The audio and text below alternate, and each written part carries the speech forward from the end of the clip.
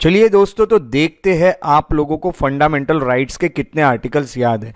आज हम इस पॉलिटी के एमसीक्यू टेस्ट में आर्टिकल्स के ऊपर क्वेश्चंस पूछेंगे आपको फंडामेंटल राइट्स के, और आपको कमेंट सेक्शन में लिखना है कि कितने आंसर्स आपके करेक्ट निकले हैं। तो जो फर्स्ट क्वेश्चन है वो है protection against discrimination on the grounds of religion, race, caste, sex, place of birth is provided by which article. ये किस आर्टिकल में दिया है? और आपके ऑप्शन है option A article 14, article 15, option C article 16 या ऑप्शन डी आर्टिकल 17। आपको जो भी आंसर करेक्ट लगता है उसे कहीं पे तो भी लिख के रखिए, और अभी मैं आपको सही आंसर देने वाला हूं और उसे चेक कीजिए वो सही निकल रहा है कि नहीं। आगे के जो भी क्वेश्चन रहेंगे उसमें मैंने क्वेश्चन पढ़ने के बाद आपको वीडियो को पॉज करना है, अपना सही आंसर लिखना है, और फिर जो मैं आंसर बोल रहा हूं उसे चेक करना है वो आपका सही निकला है। फिर आपका जो भी फाइनल स्कोर आएगा वो आप कमेंट सेक्शन में बिल्कुल लिखिएगा। ये जो है ये है प्रोटेक्शन अगेंस्ट डिस्क्रिमिनेशन, भेदभाव नहीं करना है, ऐसा हमारा कॉन्स्टिट्यूशन का आर्टिकल 15 कहता है।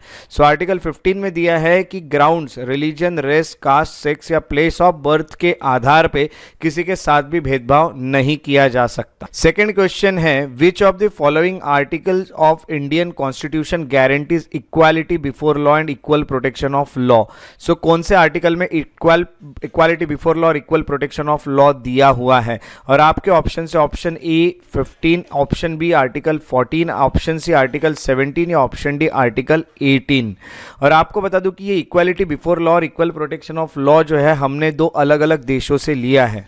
वो दो देश कौन से ये भी मैं आपको बताऊंगा, पहले इसका सही जवाब देख लेते हैं। आर्टिकल 14 जो है हमारे कॉन्स्टिट्यूशन का वो ये कहता है कि सबको लॉ के सामने इक्वालिटी है, लॉ के सामने सब इक्वल है और सबको एक जैसी प्रोटेक्शन मिलेगी लॉ की। मैं आपको बता दूं कि ये जो इक्वालिटी बिफोर लॉ ये कंसेप्ट है, इसका ओरिजिन ब्रिटिश ओरिजिन है। ये ब्रिटिश ओरिजिन का एक कंसेप्ट, और इक्वल प्रोटेक्शन ऑफ लॉ जो है वो यूएसए यानी हम कहेंगे अमेरिकन ओरिजिन का है।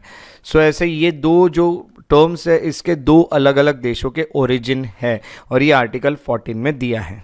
उसके बाद क्वेश्चन नंबर 3 है which article of Indian constitution abolishes untouchability. Untouchability जो है अस्पृश्यता, इसे किस आर्टिकल से खत्म किया गया है कॉन्स्टिट्यूशन के? और आपके ऑप्शन है ए 18, आर्टिकल 15 ये है option B, article 14 option C है, और आर्टिकल 17 ऑप्शन डी है। और अनटचेबिलिटी जो है वो हमारे कॉन्स्टिट्यूशन का आर्टिकल 17 जो है ये खत्म करता है। याद रखेगा अनटचेबिलिटी यानी अस्पृश्यता, ये किसी भी मैनर में इसको प्रैक्टिस नहीं कर सकते हैं, ऐसा आर्टिकल 17 कहता है। उसके बाद अगला क्वेश्चन है right to freedom of speech and expression, यानी आपको जो फ्रीडम मिला है स्पीच एंड एक्सप्रेशन का वो किस आर्टिकल के अंडर मिला है? Option A article 18, option B article 19, option C article 20 या ऑप्शन सी आर्टिकल 21। और आपको बता दूं इसका सही जवाब है वो है आर्टिकल 19। आर्टिकल 19 से आपको freedom of speech and expression मिला है। ये जो फ्रीडम है ये बहुत ही काम का फ्रीडम है, और आपको ये बता दूं कि आर्टिकल 19 जो है इसमें 6 फ्रीडम्स दिए हुए हैं। 6 तरह के जो फ्रीडम्स आर्टिकल 19 में दिया है उसी में से पहला जो है वो है right to freedom of speech and expression. अगला क्वेश्चन है राइट अगेंस्ट एक्सप्लॉयटेशन किस आर्टिकल में दिया है हमारे कॉन्स्टिट्यूशन के? हमें एक्सप्लॉइट नहीं करना है, एक्सप्लॉइट करना है, किसी का शोषण नहीं करना है, वो किस आर्टिकल में दिया? आपके ऑप्शन है A article 21, B article 23, C article 24 और डी आर्टिकल 25। और इसका सही जवाब है आर्टिकल 23। आर्टिकल 23 एक्सप्लॉइटेशन के खिलाफ प्रोटेक्ट करता है यहाँ के कुछ सिटीजन्स को, यहाँ के कुछ बच्चों को।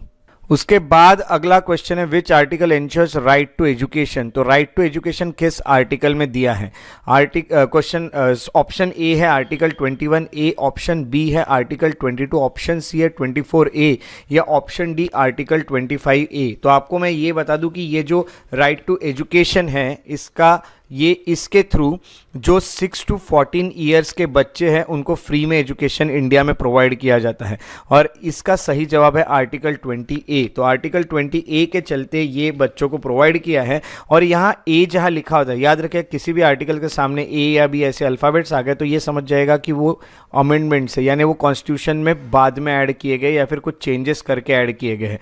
और ये जो अमेंडमेंट है कॉन्स्टिट्यूशन का ये 86th अमेंडमेंट है, और 86 अमेंडमेंट एक्ट इसको पास किया था 2002 में, तो उसके थ्रू ये आर्टिकल 21A डाला गया था, ये आपको याद रखना है। उसके बाद अगला क्वेश्चन है राइट टू कॉन्स्टिट्यूशनल रेमेडीज ये किस आर्टिकल में प्रोवाइड किया गया? तो राइट टू कॉन्स्टिट्यूशनल रेमेडीज यानी जब किसी के फंडामेंटल राइट्स वायलेट हो जाते हैं तो वो इस कॉन्स्टिट्यूशनल रेमेडीज को यूज कर सकता है। तो ऑप्शन है आपके A article 31, B article 32, C article 33 या डी आर्टिकल 34। और आपको बता दूं कि ये फंडामेंटल राइट वायलेट होने पे, फंडामेंटल राइट्स आपके वायलेट होने पे आप डायरेक्टली सुप्रीम कोर्ट में जा सकते हैं और सुप्रीम कोर्ट में डायरेक्टली जाने का राइट आपको देता है आर्टिकल 32। सो आर्टिकल 32 इसका सही जवाब है। उसके बाद अगला क्वेश्चन है which article provides protection against arrest and detention. So arrest होने में या फिर किसी को डिटेन करने से रिलेटेड प्रोटेक्शन किस आर्टिकल में दी है? कुछ कुछ केसेस में, हर केस में आपको अरेस्ट होने से कोई प्रोटेक्शन नहीं मिलेगी या आपको कहीं पे पुलिस वाले बंद कर दे, डिटेन कर दे, इससे प्रोटेक्शन नहीं मिलेगी। कुछ केसेस में मिलती है और आपके ऑप्शन है आर्टिकल 22, आर्टिकल 23, आर्टिकल 24 या आर्टिकल 25। और इसका सही जवाब है आर्टिकल 22। सो आर्टिकल 22 में दो तरह के अरेस्ट दिए हैं, दो तरह के डिटेंशन दिए। एक है प्यूनिटिव यानी कोई क्राइम करने के बाद का डिटेंशन, और दूसरा डिटेंशन है प्रिवेंटिव यानी क्राइम करने के पहले भी डिटेन किया जा सकता है किसी को, ऑफेंस करने के पहले। उसको प्रिवेंटिव डिटेंशन कहते हैं यानी क्राइम को प्रिवेंट करने के लिए ये एक तरह से डिटेंशन होता है। उसके बाद अगला क्वेश्चन है right to freedom of religion ये किस आर्टिकल में दिया हुआ है? तो सबको अपना रिलीजन फॉलो करने का एक फ्रीडम है। सो ये किस आर्टिकल में दिया है ऐसा उनका पूछना है। तो आर्टिकल 23, आर्टिकल 24, आर्टिकल 25 या आर्टिकल 32। और इसका सही जवाब है article 25। So right to freedom of religion आपको आर्टिकल 25 से आर्टिकल 28 के रिलीजन के आर्टिकल्स में मिलते हैं। 25, 26, 27, 28 ये 4 आर्टिकल्स में आपको right to freedom of religion दिया है। सो ये इसका सही जवाब आर्टिकल 25 है। उसके बाद का आपका क्वेश्चन है which article provides protection against the double jeopardy. Double jeopardy के अगेंस्ट कौन सा आर्टिकल प्रोटेक्शन प्रोवाइड करता है? डबल जियोपार्डी यानी एक बार जब कोई क्राइम करता है, एक बार कोई ऑफेंस करता है तो उसको एक ही बार उसकी सज़ा होती है, उसके ऊपर एक ही बार उसके खिलाफ ट्रायल चलाया जाता है, यानी केस चलाई जाती है। एक क्राइम के लिए एक ही बार केस चलेगी और एक क्राइम के लिए एक ही बार सज़ा होगी, बार बार सज़ा नहीं होगी। इसको डबल जियोपार्डी को ख़त्म करना कहते हैं, अगेंस्ट डबल जियोपार्डी। तो इसका सही, इसके जो ऑप्शन है वो है आर्टिकल 20, आर्टिकल 21, आर्टिकल 22 या आर्टिकल 23। सो इससे रिलेटेड कौन सा ऑप्शन करेक्ट है ये आपको यहाँ पे बताना है। तो ये जो क्वेश्चन है ये एकदम ईजी नहीं है क्योंकि यहाँ डायरेक्ट क्वेश्चन हमने नहीं पूछा है। सो ये थोड़ा सा हाई लेवल का क्वेश्चन है, तो बिल्कुल डरिएगा मत। आपको याद रखना है कि डबल जियोपार्डी को ख़त्म करता है आर्टिकल 20।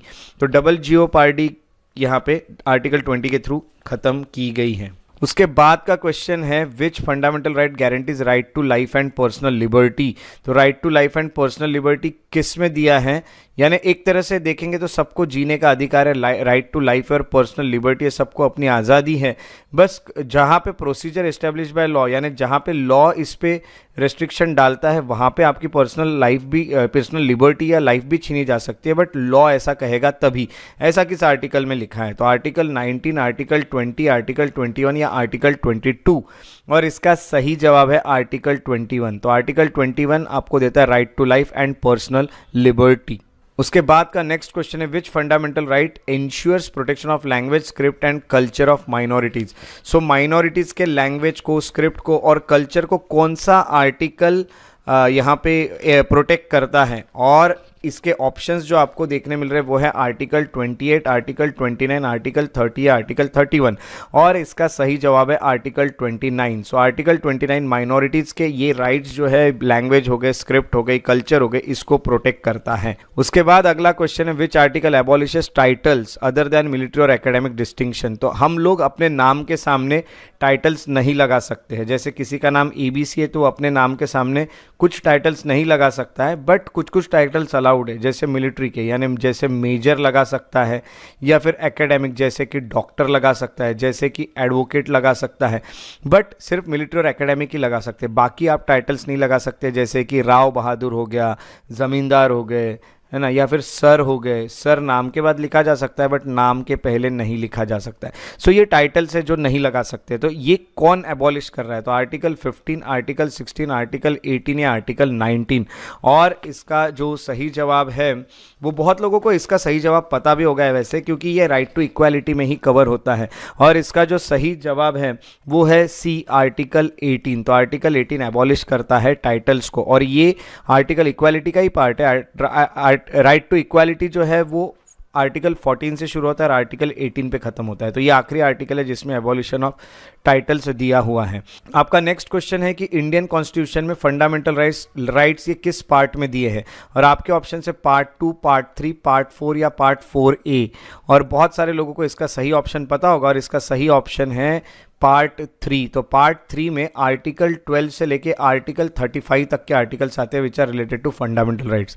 पार्ट 2 जो इसमें सिटीजनशिप दिया है, पार्ट 3 में फंडामेंटल राइट दिया है, पार्ट 4 में डीपीएसपी दिया और पार्ट 4A में फंडामेंटल ड्यूटीज दिया हुआ है। उसके बाद का क्वेश्चन है कि the concept of due process of law ये किस आर्टिकल में डाला गया है कॉन्स्टिट्यूशन के? ड्यू प्रोसेस ऑफ लॉ, ये याद रखिएगा।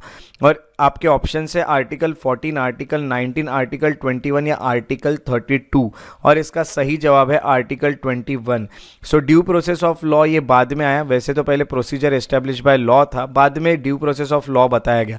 यानी जो भी लॉ बनाए जाएंगे हमारे लेजिस्लेचर के थ्रू वो फेयर और जस्ट है कि नहीं, ये चेक करके ही जो हमारे कोर्ट है वो सज़ा सुनाएंगे या वो डिसीजन सुनाएंगे। ये होता है ड्यू प्रोसेस ऑफ लॉ, और ये आर्टिकल 21 में दिया, और आर्टिकल 21 में right to life and personal liberty. So इसमें आपको देखने मिलता है ये due process of law. I hope आपको आज के जो क्वेश्चन है उससे काफ़ी सारा नॉलेज हासिल हो चुका है। तो इसी तरह रेगुलरली जो भी वीडियोज़ है उसको फॉलो करते रहिए और अपने नॉलेज को बूस्ट करते रहिए, बढ़ाते रहिए। सो मिलेंगे अगले वीडियो में, तब तक के लिए अपना ख्याल रखिए। टेक केयर, जय हिंद।